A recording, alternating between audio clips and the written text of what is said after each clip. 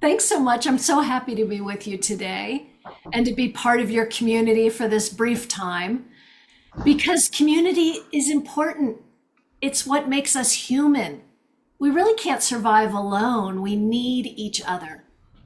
But let me ask you an honest question. Has anyone noticed how hard it is to get along with other people right now? Has anyone noticed how hard it seems to work through difficulty together? I'm guessing you all have. And it seems that many of us are experiencing the shadow side of community right now.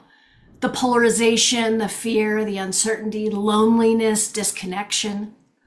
In 2023, so just 3 short years ago, the US Surgeon General issued an advisory that loneliness was at an all-time high. And the number of close friends that Americans were reporting that they had was a number that was shrinking. And that was 3 years ago. Imagine what those numbers are today. Much worse. I think the pain of isolation has us forgetting who we really are. And who is that exactly? Well, we are spirit in human form. We are interwoven. We are interconnected. So I've been thinking a lot about who we are in community. I've been thinking about our behaviors in groups, my own behaviors in groups. And the truth is that groups that I have been a part of throughout my life, my family, my work groups, friend groups, school groups, spiritual communities, have all been both the source of my greatest joys and happiest memories, but also of my most devastating heartache. Groups are actually ubiquitous with our human experience, but they're also fraught with difficulty and pitfalls. And the reality is that, especially here in the US and in the Western world, we're not really taught how to get along with other people. We're educated to develop our intellect and our cognition. We're taught to compete, to get ahead, to advance. But we're not really taught how to cultivate and open our hearts, how to communicate congruently and honestly, and to sit with difficulty and difficult dynamics so we can find solution. So in fact, most of us are probably taught to turn off and turn down emotions and to avoid difficulty. And I think that's really the root cause of our growing loneliness.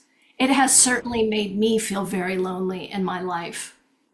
And with that in mind, I started asking, why is this so hard? And what I found was that the problem goes deeper than any one of us individually. There's a philosophical concept worth naming here. I'm sure you've all heard of it. It's an African philosophy called Ubuntu. I am who I am because we are who we are. So in other words, a person is a person through other people. In other words, I can't really become a full person without other people around me. And yet Western culture has told us the opposite story, that we are separate individuals, each alone in our own heads, competing for position and recognition. So my research on leadership reveals a deep structural problem. We have built our institutions, our organizations, and even our faith communities, although I'm sure it's not true of your faith community, around the idea of the heroic individual. That single leader who comes in and fixes everything while everyone else watches from the background. That separates us. It leaves us lonely. American philosopher Charles Eisenstein calls it the wound of separation, the pain of the world. So the invitation today is to remember who we really are, not as an intellectual exercise, but as a direct lived experience. As I noticed these challenges I was having in groups and other people were having in groups, I found that my own challenges were about me because I was the common denominator. So I began to work on myself internally. I started meditating every day, figuring out who I really was, eventually becoming a meditation teacher and a leader in my spiritual community. And my meditation practice and study of mindfulness and the many wisdom traditions that contributed to mindfulness practice allowed me to encounter something that I felt deeply drawn to. And that was this idea of collective awakening. So it's a Buddhist concept of waking up together, waking up in mass, if you will. So as I was doing my doctoral research, I became intrigued by the micro moments of awakening when groups shift into something more unified, more connected, more alive. So my research involved facilitating small groups through day-long sessions using meditation and dialogue and creative practices. And I watched something remarkable happen. The groups moved from being a scattered collection of individuals into something coherent and harmonious. They slowed down, the noise quieted, and their energy began to come together, so it almost felt like they had a shared heartbeat. The members, the research participants that I had, reported that they felt like they were at their very best in these groups, and at the same time, they felt like the group was having a peak performance. They could disagree while still holding love for each other. They could hold different viewpoints while still being okay with each other. And they even accepted and even celebrated their differences. One of my research participants said, "This is probably one of the first groups where I felt that everyone is accepting of our differences. We were all different and it was okay. This is my dream world," she said. Another research participant said it opened him to beautiful and deep ways of connecting he had never experienced before. So these groups shifting into this state of union is called coherence, or at least I call it coherence. And it's a group level awakening into deep interconnectedness. And it's not exotic or rare.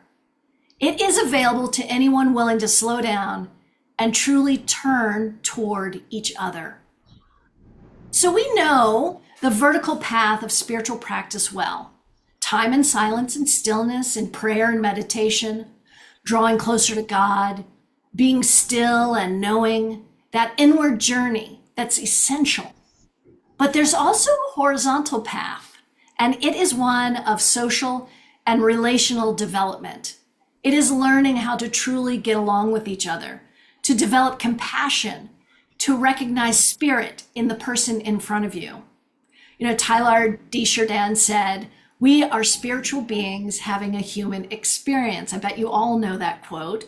But that doesn't mean disappearing into mystical states. It means our inner spiritual life strengthens us to show up fully, to build community and build bridges wherever we go. Jesus said in Matthew chapter 18, verse 20, "Wherever two or more are gathered in my name, there am I." And when we come together in love and compassion, that is the experience of God. We know truth through each other. This is also called the practice of attunement. Psychiatrist Dan Siegel defines it as focusing kind attention on the internal experience of another. So that means it's not trying to control or change someone. It's just truly seeing and receiving another person through loving eyes. So how do we actually do this? Especially with people who may see the world differently than we do. Well, here's a very small example. I went on a meditation retreat a couple years ago. I go most years. I go on a silent retreat for about a week. It helps me to clear out debris and move through the world a little more easily. And so this particular retreat, I thought was a silent retreat, but alas, when I showed up, it was not a silent retreat. And it was such a trigger for me. I was there to sit in silence. That was my whole MO. But I was not getting what I wanted, and that had me really upset. So I realized that I had a choice to make. I could either leave, or I could find a way to stay and work with what I wanted, but was not going to be getting. So I spent a lot of my young adulthood angry and disappointed in people and situations. And when that happened, I would often cut and run, often burning it all down on my way out. And I burned a lot of bridges, I'll be honest. So at this retreat, when I was faced with this choice, I became clear that I did not want to cut and run. I did not want to burn bridges here. And in order to do that, I had to get over the fact that I couldn't change what was. This was not going to suddenly become a silent retreat. I wouldn't be getting what I thought I wanted. So I just had to sit with it. I had to sit with the disappointment. I had to feel the sensations in my body. I had to feel those feelings, the anger and the frustration. And then after I was able to work through it, I allowed myself to see what else may be possible in this space. I asked myself, why am I here? And why was I led here by God? And I found that through a process of softening, allowing, and softening, allowing a little more, through surrendering and telling myself I didn't always know the answer, that there indeed was probably something else for me to find here. And in the end, I ended up meeting some wonderful people, making some very good friends, and connecting with a community I didn't even know I needed. It was a shift that happened only because I allowed myself to let go of being right. I let go and I leaned in, and I found that there was something to this leaning in that it's actually magical. That intentionally leaning in and stretching towards each other is where connection is found. And at the same time, letting go of the need to be right. That's very important in this. This can also show up as letting go of the need for others to think and be like us. So when we can stretch toward each other with curiosity and openness, things can shift for us. Cynthia Bourgeault calls this inter-abiding unity. She says, I listen, I take you in, I attune. I receive you within me. I hear your intelligence. I feel your shadows. I sense your beauty. I hear your song, which is like mine and yet is wholly unique in all the universe. So she's calling us to tune into each other's music. And we can tune into each other's music by opening our hearts, being curious and open, and being aware of our own hurts and fears enough that they do not control our actions. It's about turning down that voice of judgment in our heads. And I mean that almost like volume control. Even turn it off if you're able. That inner dialogue that names in every moment what is not perfect about what we are currently experiencing. In Buddhist philosophy, of course, the root of all suffering is wanting things to be different than they actually are in this moment. So that voice of judgment is so loud in the collective right now that we're almost unable to see what is right and good. And this is about our opening our senses, turning down the habitual judgment and allowing ourselves to be in wonder and awe and giving other people the benefit of the doubt. I say all this stuff like it's very easy. I know it's not. It is a challenge for us to be in the world in this way. So stretching toward each other, knowing that we are so much better together than alone is where it's at. And these are skills that can be learned. And I really believe that this way of being is within our grasp. Way back in 1993, the late, great Buddhist monk Thich Nhat Hanh told a crowd at Spirit Rock that the next Buddha would be a Sangha. So in other words, not one person, but a community of awakened people. And I believe we're heading into that time. Even though it may not seem like it, I really believe we're getting closer to that. We're being called to remember who we are together, to stretch towards God and toward each other, to find the sacred in everything and everyone. This is what Holy Family is. That is what community is for. And so in closing, I want to challenge all of you to turn this into a practice this week. Try stretching toward other people. You can start by picking someone to stretch towards who is easy for you to love. So put your electronics down. That's number one. That's most important. Open your heart to them. Notice them. Lean in. Really sense them with your whole being. The people who are closest to us, we don't notice as much sometimes. Take a moment to really notice them, to really remember why you love them. Then when that goes well, and it will, try someone who's neutral to you, like the person who's ringing you up at the grocery store. And really notice them, see them, stretch toward them, and feel their presence. And then, if you're really up for a challenge, try it with someone with whom you have difficulty and just see how it goes. Hold it lightly.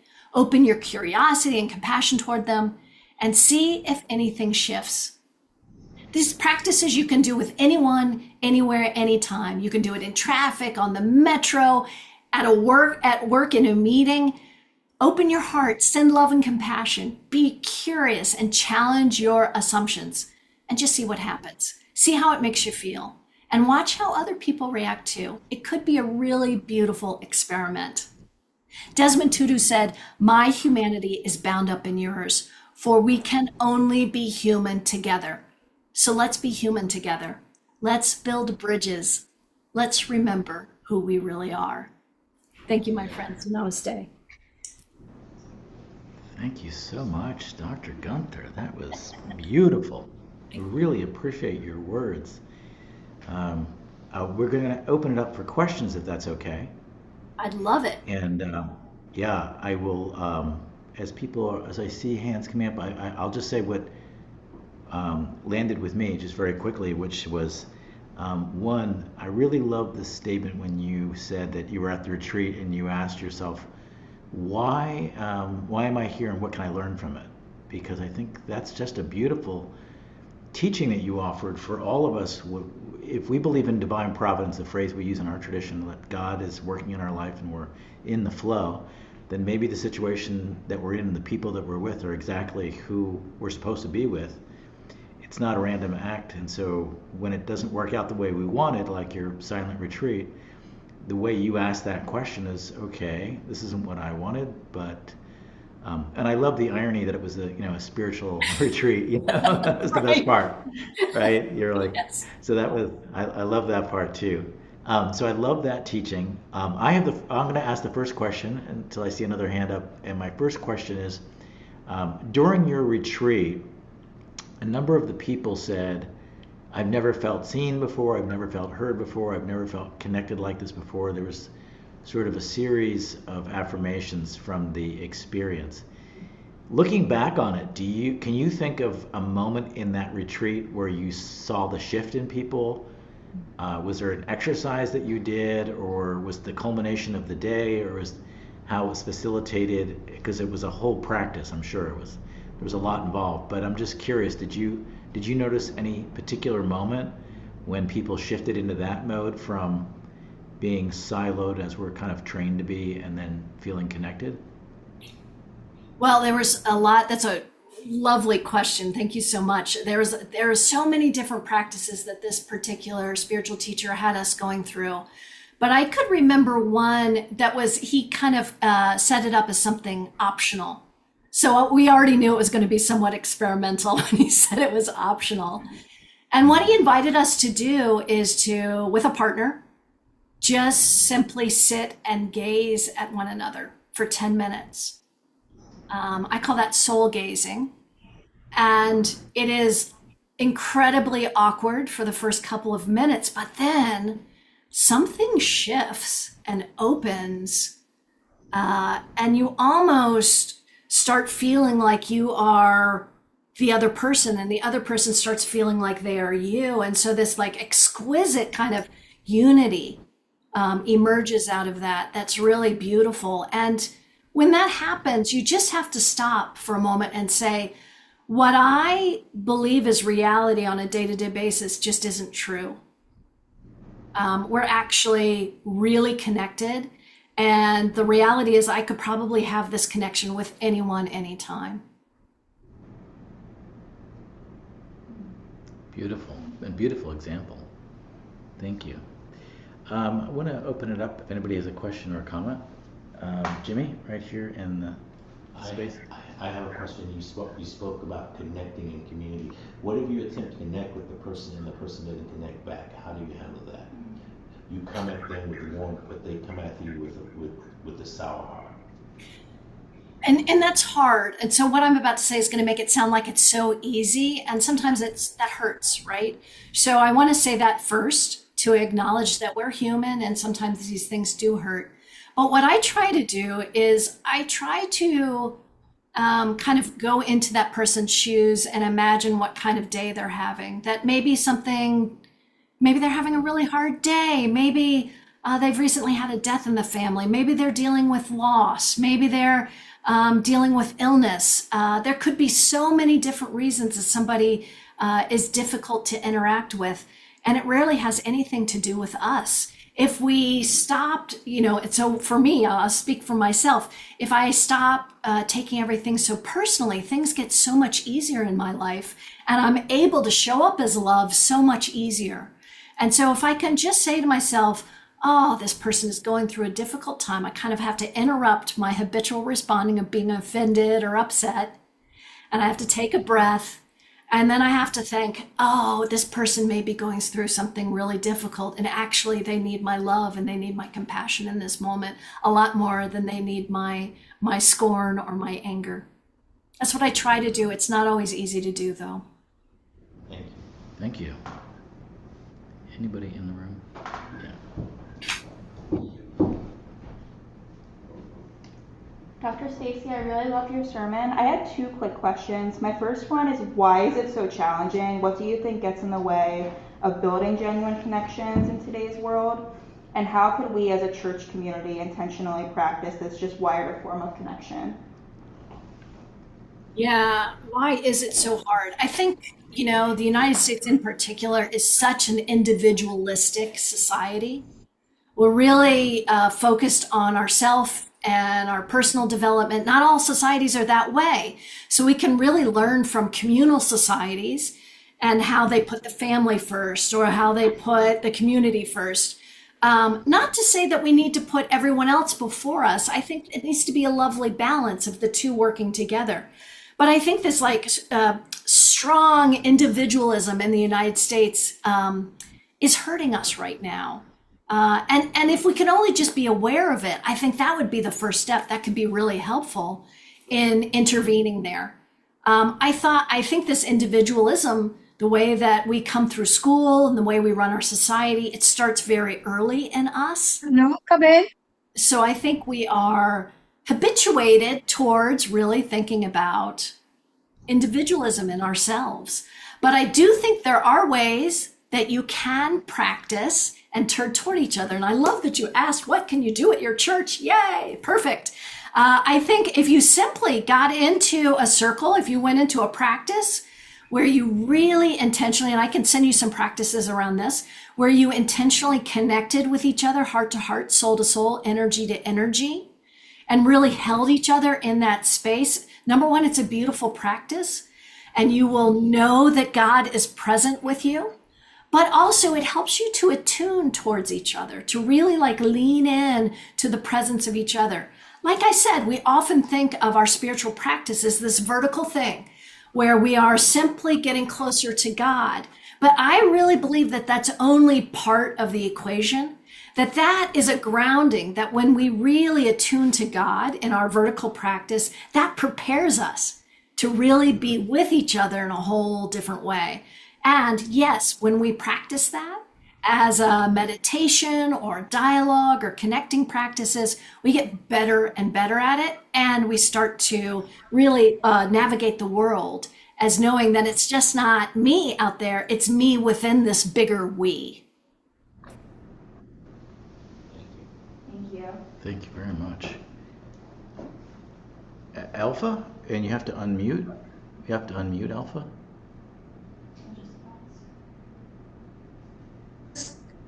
Yes, hi. Okay. Well, I just want to, I just remembered an event at the Church of the Holy City when we had a guest. I don't recall her name, but she had us practice what you were explaining, sit opposite each other. And it was quite amazing. And in addition to what you said was, we in the end, our heartbeats, they beat on the same beat. Yeah. The heartbeats, synced, as it were. Yes. So, I mean, we were all very impressed. Yeah, that was a wonderful experience. But secondly, I'm in a retirement home and I was thrown into a community, but working is different from being in a community, where Yes. you are with people all the time. Yes. And I just tried to apply what you said about someone with whom you have not immediately, you know, um, easy communication. and it seems to be working. Oh, So I'm very happy, yeah, that we are getting more at ease with one another. So it's true. You have to try and understand the other person, and then find a way of making it lighthearted and yes. get along. Yeah, yeah.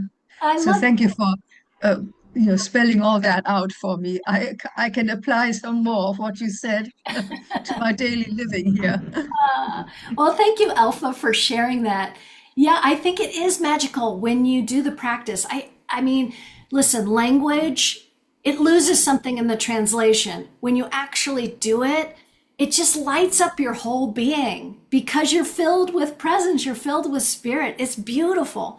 So I love that you've had that experience, Alpha. And I love that you're trotting it out and trying it where you are. It really speaks to setting an intention to get along with people in a different way. And I think we really have to set that intention and then we have to revisit it regularly in order to keep it fresh in our mind. Otherwise, we do go back to our kind of a habitual responding.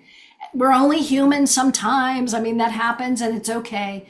But to keep kind of renewing, this is actually how I want to be in the world. I want to be in the world with love and compassion.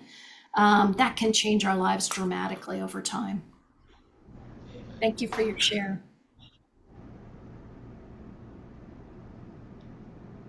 Any other questions or There's something in the comments? chat. I see the chat. Is there anything in the chat? Nothing in the chat. Okay.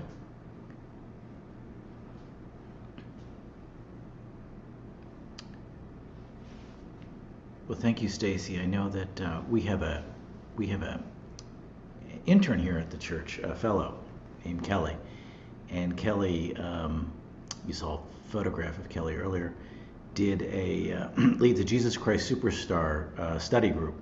But what Kelly did after the last gathering on Wednesday was said at the close to a small group of people, said, as we go around, share your victory or your joy or any sorrow.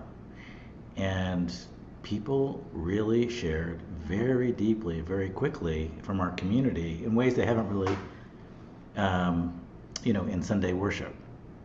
And so I was really educated as a pastor by my younger fellow doing that practice, which really touched people's hearts and opened it up. And as a pastor, you kind of think what's going on in people's lives, and you heard some really deep challenges that people are facing, and I did not know. So it was that's it. That was a good example of what Stacey's been teaching us today, which is finding it is hard to build community. Everything in our culture is running against it right now in many ways, and it's really easy to write people off and go off and do your own thing and listen to your own song and listen to your own TV shows, and it's hard to come back to community. But community, as Dr. Guenther has told us today, is the only way out of this. And that will be the salvation. It'll be, in our tradition, we call it, the coming back to the holy city as a community. And you said that would be a group sangha, and you used a phrase. You used a phrase that I think it might be the title of your book. Is it the Spiritual Collective, or there's a what's the title of the book that you're working where you're talking about spiritual coherence? Yeah, coherence, right. The art and science of group magic is the name of the book I'm working on. But yeah, I think you're talking about that Thich Nhat Hanh saying that the next Buddha was going to be a sangha. Yeah. So it's going to be a collective. He thought it would be a collective community instead of just one person, which I think is really intriguing. I like to think, if we thought about Jesus coming back to earth as a community of people, wouldn't that be amazing? Wouldn't that be something? Yeah. And that I'll just add that fits nicely in our theology. We don't believe Jesus will come back physically, but that he'll come back in a community. He'll come back through, and he's coming back through the world, and that's how we create the holy city. So beautifully said. Thank you so much. And your books sound really interesting. Both. I don't know how you can do two books at once, but we will put the books into the newsletter next week because very intriguing to have magic in the title. That's something that this community would be very intrigued with, that title, I think. Oh, thank you. So thank you so much. I really appreciate your sharing your insights. It was very valuable for us. We're trying to build a community. It's trickier as we're virtual and in person, so that's another challenge we're facing, and we're trying to do a better job of being connected with all of us and feeling spiritually connected. And grateful for technology, and also looking at how do we get better at it. So thank you so much. Thank you so much.